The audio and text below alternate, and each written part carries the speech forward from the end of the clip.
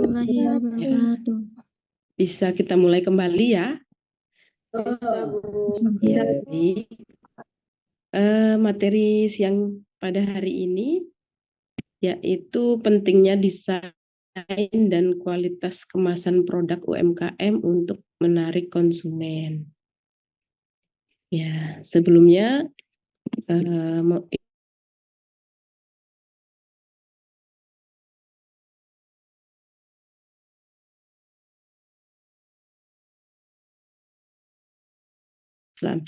mungkin ada beberapa mahasiswa yang sudah pernah bertemu ya. Ini kalian hanya sebagian yang ikut KKN, koordinator gitu ya, koordinator beberapa orang ikut seminar ini gitu ya, supaya nantinya disampaikan ke teman-temannya ya. Ya, Bu. Boleh slide pertama, Ibu Ika. Kedua ya. Ya, mengapa peningkatan kualitas produk sangat penting bagi UMKM? Yaitu ya, peningkatan kualitas produk sangat penting bagi UMKM, yaitu yang pertama untuk kepuasan pelanggan dan reputasi. Kualitas produk yang baik memberikan kepuasan kepada pelanggan dan membangun reputasi yang positif. Kemudian bersaing di pasar lokal dan global. Peningkatan kualitas produk membantu UMKM bersaing dengan perusahaan besar dan merek internasional. Selanjutnya ada desain dan kualitas kemasan.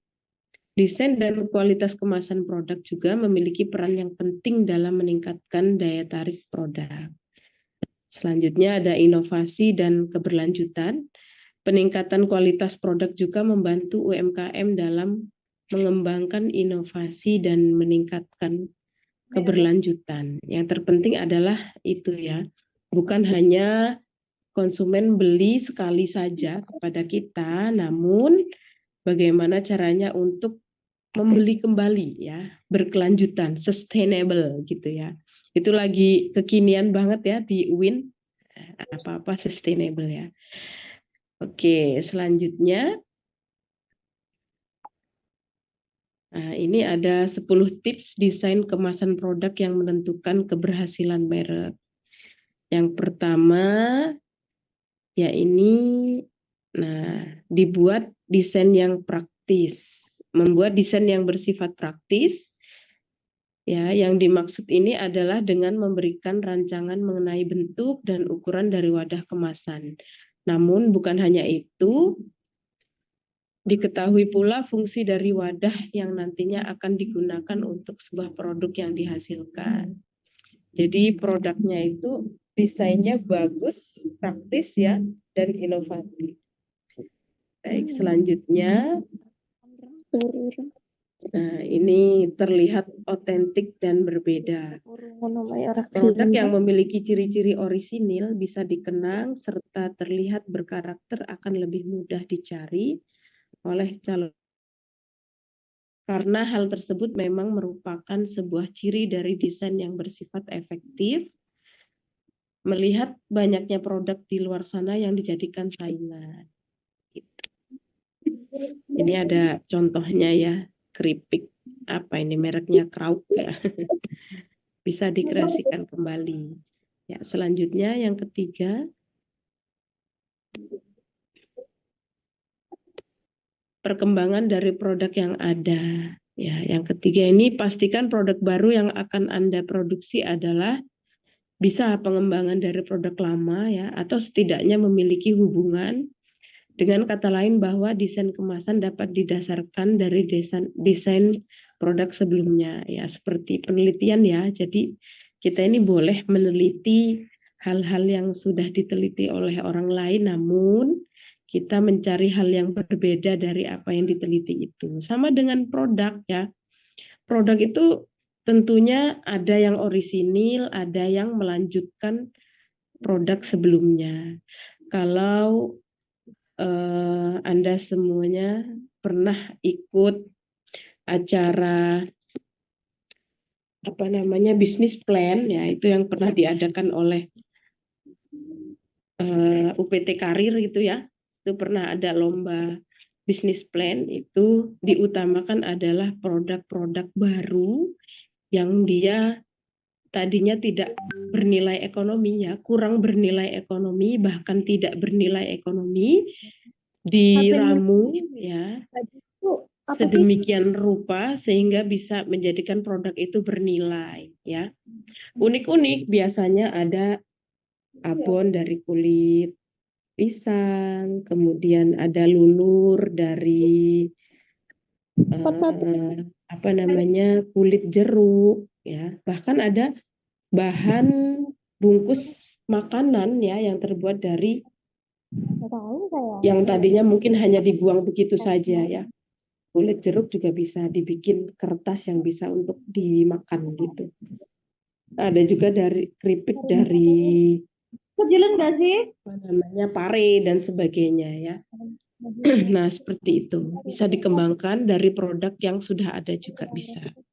Selanjutnya yang keempat, memperhatikan efek etalase. Nah, efek etalase yang dimaksud adalah efek dari rak tempat penyimpanan produk nantinya. Karena pada dasarnya produk yang akan dijual nantinya akan disusun secara rapi berdasarkan jenisnya ya. Jenis dan warna itu mempengaruhi juga ya seseorang ingin membeli produk. Bayangkan kalau kita beli produk masuk ke dalam toko tetapi tidak tersusun rapi, warnanya pun acak-acak ya, pink ya,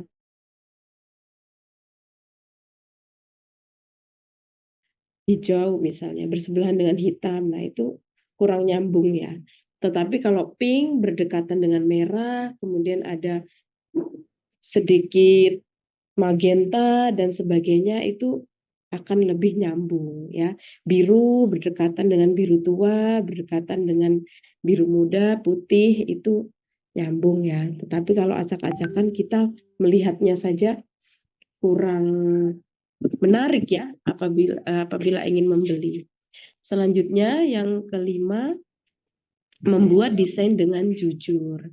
Membuat desain dengan jujur ini adalah mencantumkan berbagai hal yang berkaitan dengan produk berdasarkan kualitas yang dimiliki, sehingga tidak perlu untuk melebih-lebihkan rancangan desain kemasan yang akan dibuat. Karena desain tersebut akan terlihat ramai, namun tidak diketahui inti dari produk. Ya, jangan sampai kita membuat kemasan yang membingungkan konsumen ya. Ini sebenarnya jualan apa sih gitu kan? Jualan makanan apa jualan aksesoris atau jualan apa, kok tidak jelas ya. Harus jujur ya dan jelas. Kemudian termasuk ada juga kalau makanan itu daftar nilai gizinya, komposisinya ya, terutama halalnya ya, perlu itu, sangat perlu. Selanjutnya yang keenam, memilih warna yang menarik. Nah, pemilihan warna yang sesuai dengan produk yang akan ditawarkan ya, karena pemilihan warna tersebut juga akan menjadi penentu dalam laju penjualan produk saat dipasarkan. Nah, kita sering melihat ayam geprek ya, yang dia itu desainnya ngejreng ya, warna merah, backgroundnya kuning ya, itu banyak sekali.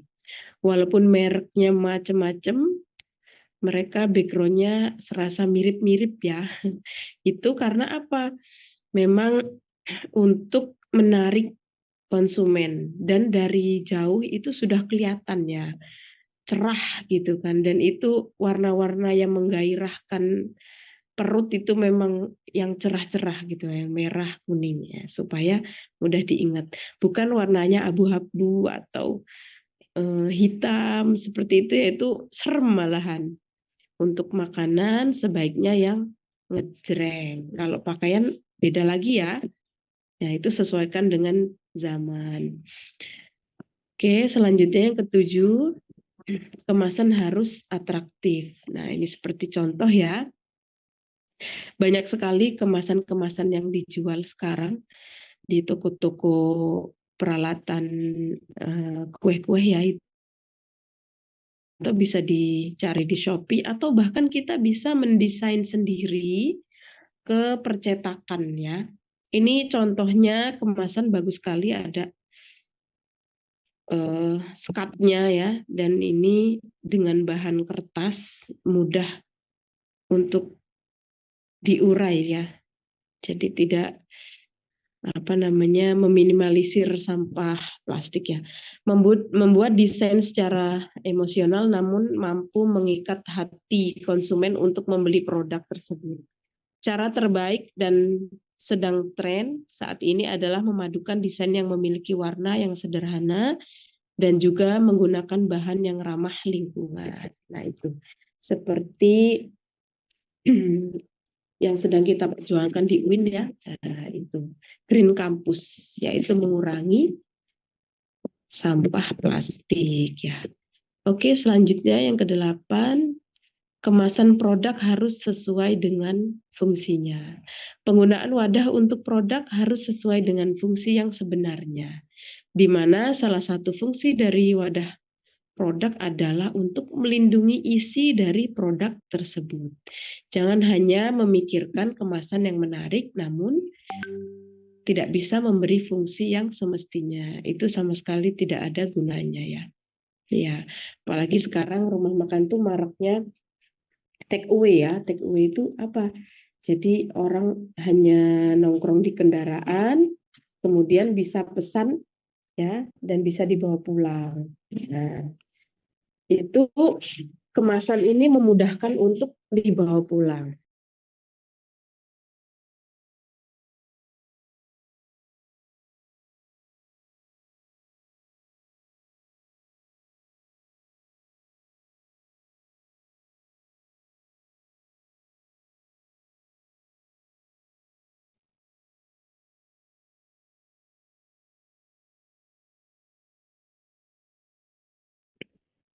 Ya, selanjutnya yang ke-9, singkat dan jelas. Membuat desain produk dengan nama dan kandungan dari produk dengan jelas, di mana kandungan ditulis dengan cara yang singkat saja namun jelas.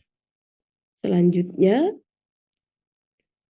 yang ke-10, kemasan produk transparan. Nah, ini membuat desain produk yang bersifat transparan, karena sebuah produk yang transparan akan lebih mudah diminati atau dibeli oleh calon konsumen. Nah, jadi kalau ini seandainya isinya makanan kok tertutup, itu pasti membuat orang penasaran, akhirnya dibuka. Setelah dibuka terkontaminasi ya, baik itu udara maupun kumannya. Sebelum orang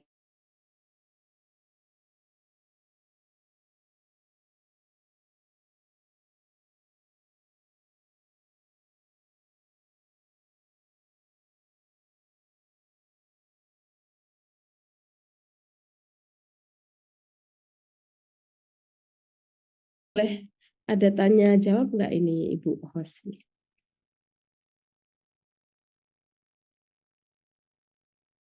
Boleh Bu, silakan dibuka sesi tanya jawab. Oh ya, boleh. Ya, materinya cukup singkat. Nah, kita bisa kembangkan melalui sharing ya, tanya jawab.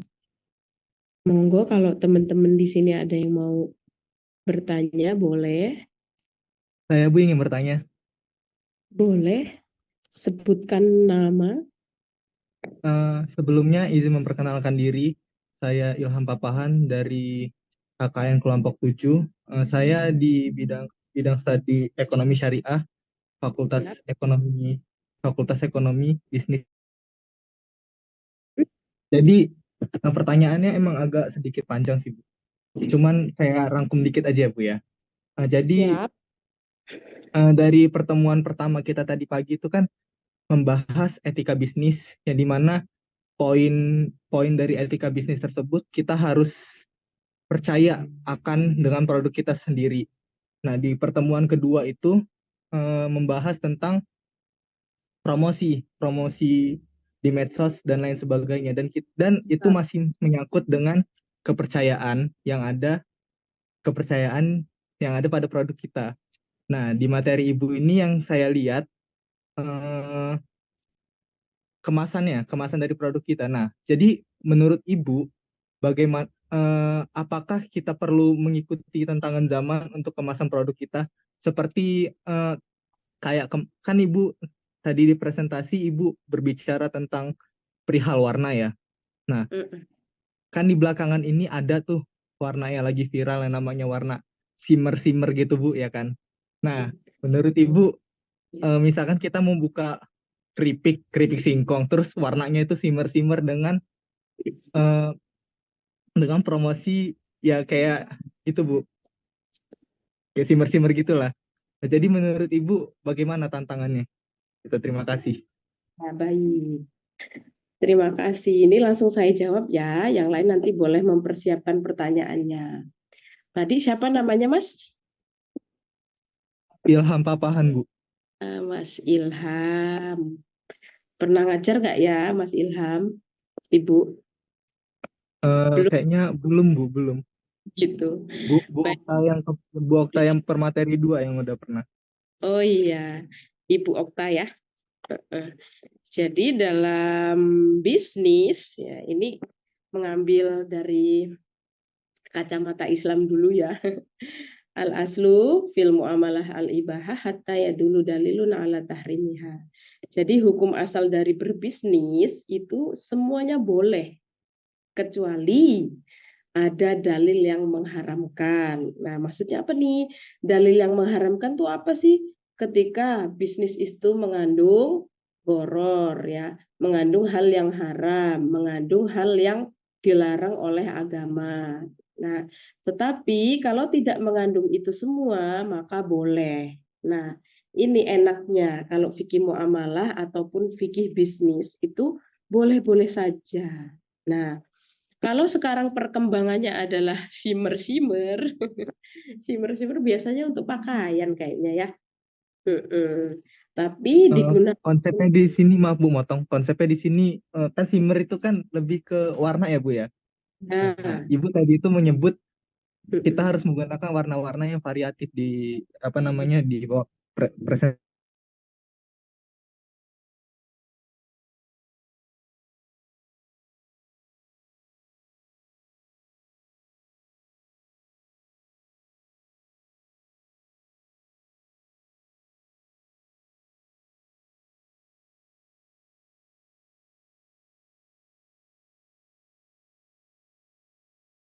punya paling hanya coklat, tiramisu, udah ya. Kalau sekarang kue itu menyesuaikan keinginan anak-anak. Ada yang kayak berbentuk shimmer juga namanya apa ya itu ya, hiasan gula-gulanya itu.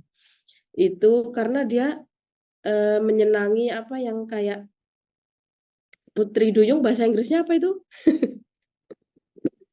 Yang suka Putri Mermaid, Bu.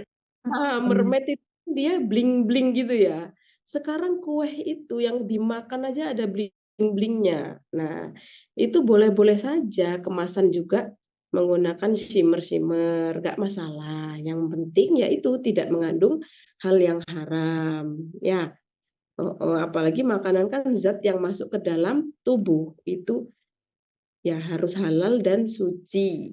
Ya, tidak boleh mengandung yang haram. Sangat-sangat boleh, Mas. Gitu. Itu tadi Ibu kan membuka dalam konteks fikih Islam pun boleh saja.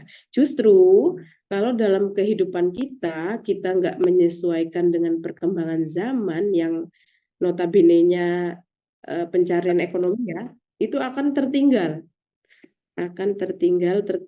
oleh orang-orang lain yang sudah jauh gitu kan, punya inovasinya. Begitu kalau hal makanan. Kalau dalam hal ibadah beda lagi ya ini konteksnya. Ilham, ada Baik pertanyaan Bu, lagi? terima kasih. Siap, Ilham Papahan. Yes. Ada lagi mungkin dari mbak-mbak yang mau bertanya? Maaf Bu, sebelumnya izin bertanya. Boleh. Perkenalkan, nama saya Edi Harun Rahman. Saya dari Prodi Perbankan Syariah dari kelompok 28. Yang ini kan yang pembahasan materi Ibuan tentang kemasan ya Bu ya. Ya. Nah, ini untuk kemasan ini untuk jenisnya kan ada berbagai macam. Ada yang dari kotak tadi itu, dari kardus. Bahannya ada juga yang dari modelnya printing gitu ya Bu ya.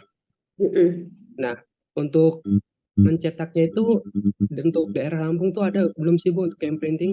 Untuk misalnya kita mau terjun ke masyarakat kan tanpa membawa sampel itu kayak Gitu. ya.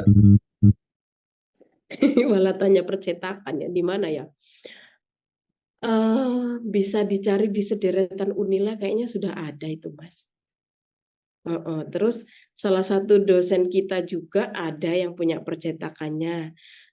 Enggak ngiklan sih ya. Kalau kalian pasti nggak asing dengan ayam geprek Mas Boy. Nah, itu kemasannya yang nyetak itu salah satu dari dosen kita. Itu di dekat Min itu ada percetakan. Itu rumahnya dosennya. Kalau percetakannya Ibu malah kurang tahu sih di Karang kayaknya. Punya Ibu Erlin sebelah Min itu. Beliau mengatakan yang nyetak desain Mas Boy itu ke beliau. Ada aja sih Mas, cari aja nanti di Google atau di mana gitu. Ada, bisa kertas ataupun kemasan plastik. Insya Allah kalau di Bandar Lampung ada lah ya. Gitu Mas. Baik Bu, terima kasih. Oke. Ada lagi dari mbak-mbaknya yang mau bertanya? Ini backgroundnya lucu-lucu nih, ada yang emotnya. Izin bertanya, Bu. Iya, boleh. Siapa namanya ini? Sebelumnya izin memperkenalkan diri. Saya Dini Juniarti dari Prodi Akuntansi Syariah. Oh iya, Mbak Dini, monggo. Tadi kan membahas kemasan ya, Bu. Di kemasan itu kan harus singkat dan jelas. Nah, kira-kira poin-poin penting apa aja yang harus tertera di kemasan? Terus kan kalau masih kayak di desa-desa gitu, misal mereka punya UMKM pembuatan keripik apa gitu, pisang misalnya. Nah, kalau keripik pisang udah ini, keripik singkong aja deh, keripik singkong. Dia kemasannya pasti masih menggunakan plastik yang biasa gitu, yang apa ya, transparan itu aja kan Bu. Terus ya syukur-syukur dia sudah punya brand. Seenggaknya dia cuman punya kayak label itu, yang kertas itu, yang isinya paling cuman nama sama nomor telepon. Tidak tercantum komposisi dan sebagainya ya? Ya, gitu Bu. Jadi apakah nanti misal kita terjun di masyarakat, apakah hal-hal yang semacam itu harus kita upgrade atau kita buat inovasinya di hal lainnya gitu Bu? Baik, terima kasih pertanyaannya Mbak Dini. Jadi memang untuk menaikkan nilai jual produk kita itu kita juga harus berkorban ya, mengupgrade kemasan, mau nggak mau. Kalau zaman dulu kita beli keripik, beli marning, beli apalah makanan kita, opak bahkan tanpa dibungkus saja kita udah rebutan sama teman-teman, ya nggak? Zaman SD kalian ada opak nggak? Atau zaman SD saya aja ya? Zaman SD kalian apa udah pizza? Enggak kayaknya ya. Ya pokoknya Masih opak Bu.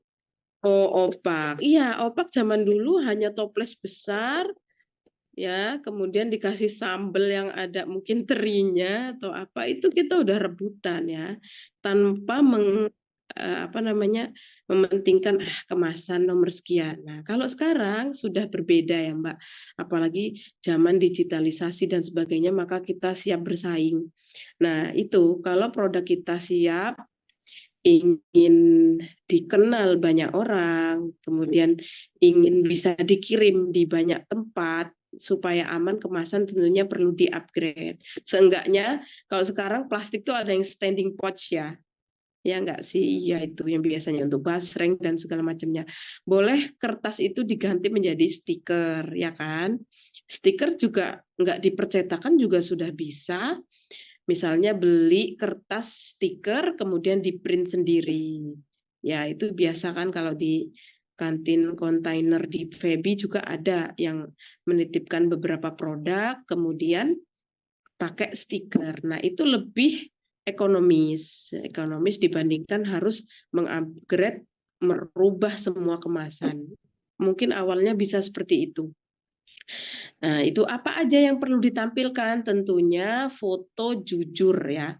Foto jujur, kalau transparan memang kalau standing pouch jelas kita bisa melihat produknya. Kemudian bahan bakunya tentunya ya. Bahan baku apa nih bahannya? Apakah singkong, apakah pisang? Kemudian minyak gorengnya ya. Dan bumbu tambahan lainnya itu tentunya yang halal ya dan bermerek ya kan.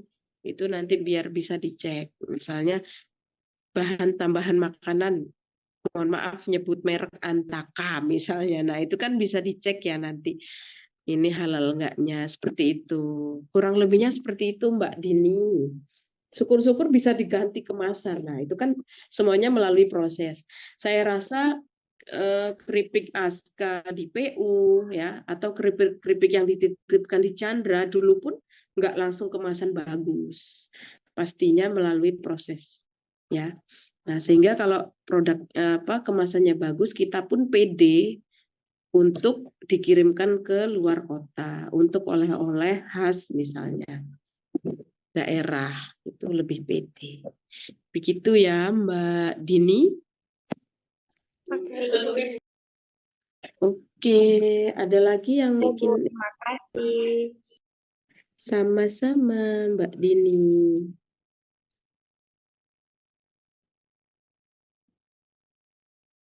Baik, apakah ada yang mau bertanya lagi?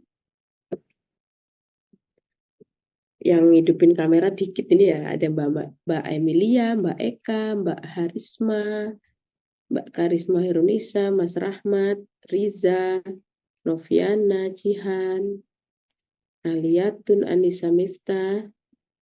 Apakah ada yang mau bertanya? Langsung pada ngidupin kamera semua. Aduh, tadinya ngantuk ya. Gimana? Ada yang mau bertanya lagi? Terkait kemasan? Izin bertanya, Bu. Boleh. Sebut nama. Izin memperkenalkan diri, nama saya Rama Arianda, Prodi Perbankan Syariah, kelompok 151. Izin bertanya terkait kemasan, Bu. Tadi kan ada yang bilang tentang upgrade kemasan ya, Bu ya. Yang semulanya dari plastik biasa, kemudian di-upgrade menjadi yang lebih kemasannya lebih premium, Bu. Bu, buat harga penjualannya yang darinya mengeluarkan biaya yang sedikit karena kemasannya biasa saja, kemudian jadi agak premium, itu kan jadi menjadi perubahan buat harganya kan, Bu. Betul. Nah, itu gimana, Bu, solusinya, Bu? Apakah solusinya agar konsumen itu tetap mau membeli produk tersebut itu? Kadang kan ada juga konsumen itu berpikir, nambah mahal, gimana kan? Sedangkan kan biaya yang dikeluarkan untuk merubah kemasan itu juga butuh biaya. Solusinya gimana, Bu, terhadap si pengusaha ini agar penjualannya tetap sama, Bu? Ya, betul. Oke.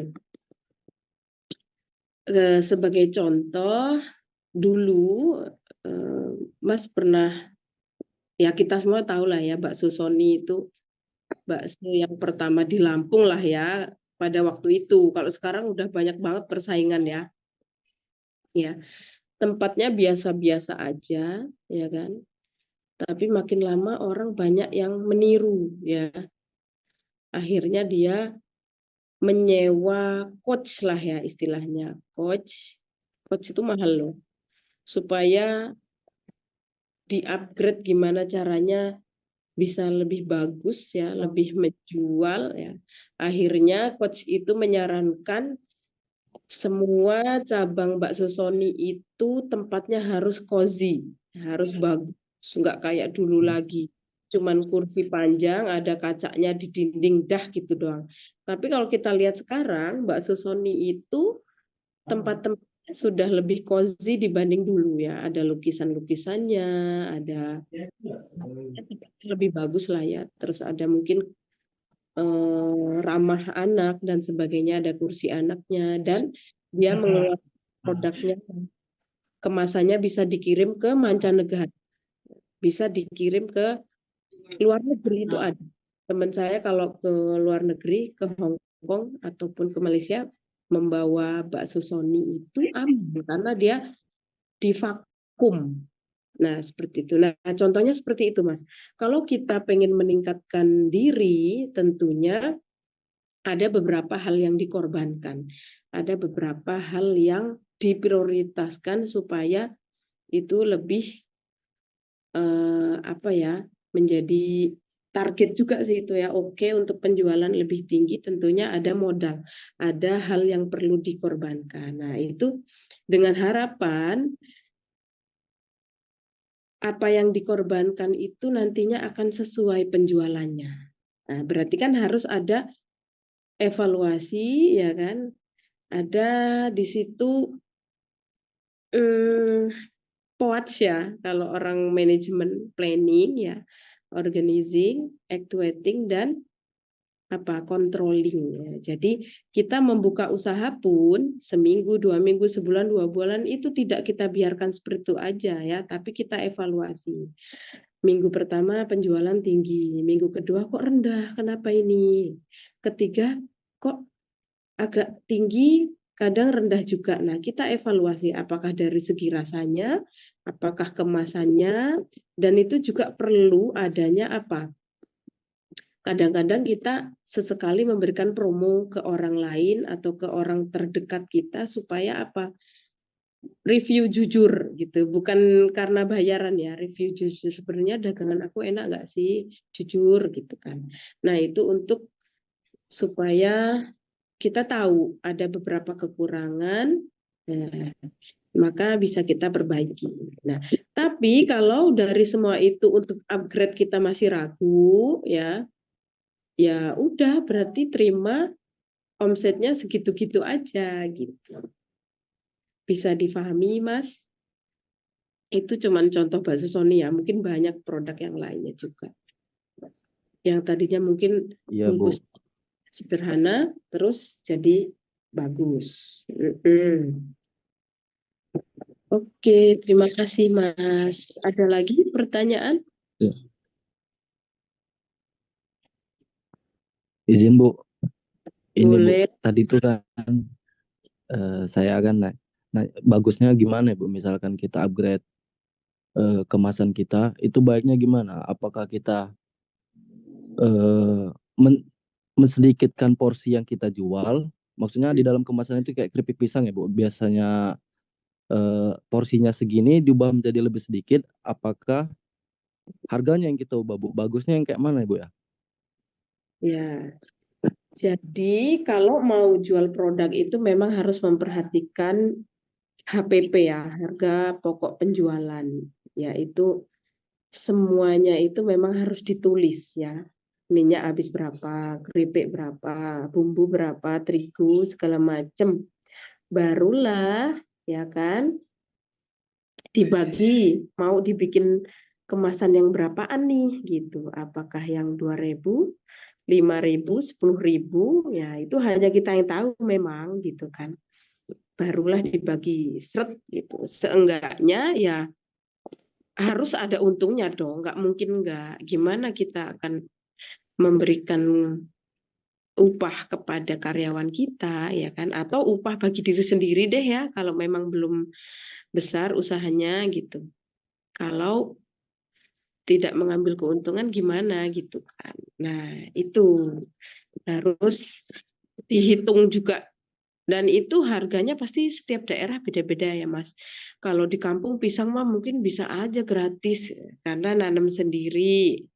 Atau beli tapi nggak terlalu mahal. Dibandingkan di sini, di Bandar Lampung beli pisang mentah pasti lebih mahal. Karena pedagang di Bandar Lampung sudah tangan keberapanya dari petani. Kan begitu ya.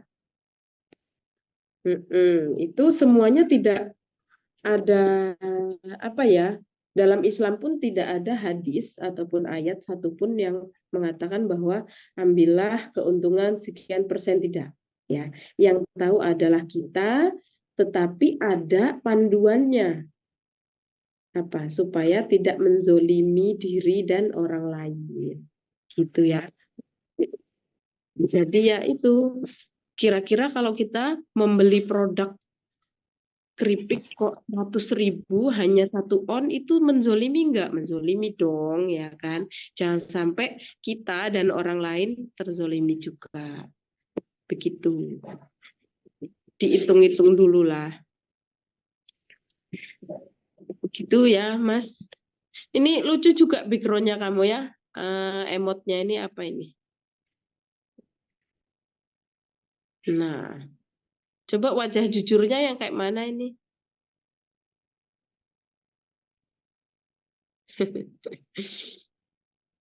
Kayak film-film kartun ya. Gimana Mas? Apa bisa difahami? Bisa Bu, terima kasih ya Bu. Jangan pula wadahnya bagus terus isinya dikit, nggak kayak gitulah ya. Ya Bu. Disesuaikan.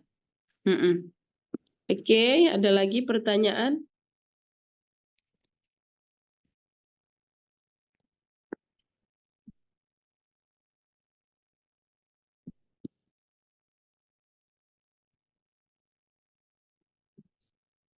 Mbak Eka mau bertanya, Mbak Eka Hoiriah?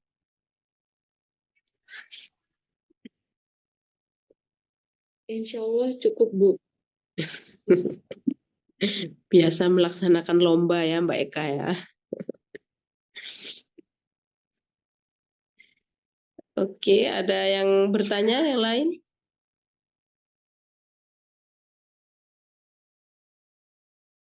Anissa Miftahul Rosada mau nanya? Masih bingung aja sih, Bu. Kalau di tempat KKN aku tuh kayak ini, Bu. Apa pengrajin bambu itu Bu, kayak dibuat kipas. Terus mungkin masuknya ke pemasaran nggak sih, Bu? Kayak bagaimana kita masarin nanti pas kita KKN gitu. Ini untuk dijadikan apa, kursi ya? Bukan kayak kipas, terus kayak wadah-wadah gitu loh, buat wadah. Oh, iya ya itu. Soalnya udah survei UMKM-nya itu kayak gitu, Bu. Jadi kayak masih bingung. Apa sih nanti yang bakal saya anuin di di KKN nanti gitu. Terus Ibu. Ya, pemasaran betul. Terus ya mungkin dibuat produk lain juga selain kipas, ya kan? Banyak bambu ya ada. Itu kalau skala besar dia bisa dibikin kayak pondokan gitu nggak sih? Ya kan? Untuk gazebo di dalam rumah, ya apa? Di dalam taman rumah itu dari bambu juga kan ada itu. Itu bisa meningkatkan nilai ekonomi itu. Apa ntar kayak dibuat konten-konten gitu nggak sih, Bu? Boleh, itu nanti juga kan memang kalian ada tugas. Ya, Mama. Ada tugas upload video melalui media sosial supaya dikembangkan lagi ya kan usahanya, gimana caranya. Iya, sekarang juga banyak kan kursi-kursi ataupun apa namanya kerajinan dari bambu terus di Shopee ada juga kan ya. Itu daerah mana Mbak Nisa? Di Desa Bumi Asri, Bu. Palas, Kecamatan Palas. Kalianda. Apalagi Kalianda banyak banget tempat wisata bahari ya kan, bisa dikenalkan di situ juga. Iya betul. Ada produk lain lagi, teman-teman? Batok kelapa, ya ada juga. Ada yang malah ekspor, Mbak. Ekspor apa namanya, batok kelapa, kemudian apa, kulit kelapa tuh apa namanya? Sepet kalau bahasa saya. Sabut. Sabut. Ya betul. Sabut itu bisa diekspor juga luar negeri. Tuh. Luar biasa itu. Padahal kalau di kampung cuman diapain sih, paling dibakar untuk ngusir nyamuk enggak sih? Iya, Bu. Itu bisa bernilai lebih dari itu. Nah, gimana caranya? Difikirkan kembali ya. Ada produk lain selain bambu? Sudah pada survei berarti ya rata-rata?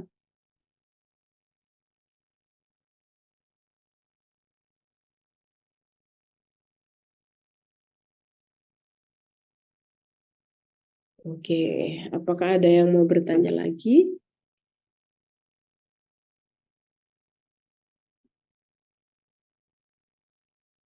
Mas Rahmat Nofri ini mau nanya nggak? Cukup, Bu. Cukup ngantuk ya. Puasa apa enggak ini padaan? Insya Allah puasa. Puasa, Bu. Puasa. Nopo-nopo kerso nggih. Ya. Kalau tidak ada yang bertanya mungkin cukup ya. Ibu host, kita waktunya sampai jam berapa ini? 14.30, Bu. Masih ada waktu ini. Tapi kalau tidak ada yang bertanya ya sudah. Mungkin cukup itu saja. Kalau pada siang hari ini di room Zoom masih ada yang malu-malu untuk bertanya, boleh nanti bertanya gitu ya. Melalui WA atau IG lah. Boleh. Terima kasih, mohon maaf atas segala kekurangan. Mungkin cukup itu saja yang dapat saya sampaikan. Sukses selalu untuk punggawa-punggawa yang akan turun ke masyarakat. Masya Allah. Ini praktik yang sesungguhnya itu nanti turun di masyarakat.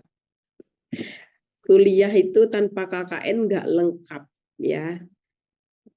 Apalagi ini 40 hari ya, Masya Allah. Jangan bersedih, justru harus bersemangat di sana. Akan menemui kehidupan yang sesungguhnya, tapi hanya ya 40 hari. Ini untuk belajar ya. Dan kalian semuanya akan diuji benar-benar pengetahuannya ya kan. Mahasiswa itu kan orang masyarakat di luar sana taunya maha ya kan. Paling di atas siswa ya kan, paling pinter, paling bisa ngaji, apalagi UIN ya, bisa mimpin doa, bisa ngisi pengajian, kan gitu mintanya orang lain, ya enggak? Dan kita sebagai mahasiswa UIN ya jangan terbebani, kita aminkan saja, kita aminkan, kita wujudkan keinginan orang tua ya, orang lain di sana menganggap kita baik, ya memang baik gitu ya. Jangan sampai KKN malah membuat kegaduhan. Jangan sampai membuat orang di masyarakat di sekitar itu malah keberatan dengan adanya kita ya. Semangat semuanya, semoga sukses selalu ya. KKN-nya lancar. Amin. Semangat. Terima kasih. Saya tutup ya. Kita tutup bareng-bareng dengan hamdalah. Alhamdulillah. Dengan doa kafaratul majlis. Subhanakallahumma Bihamdika.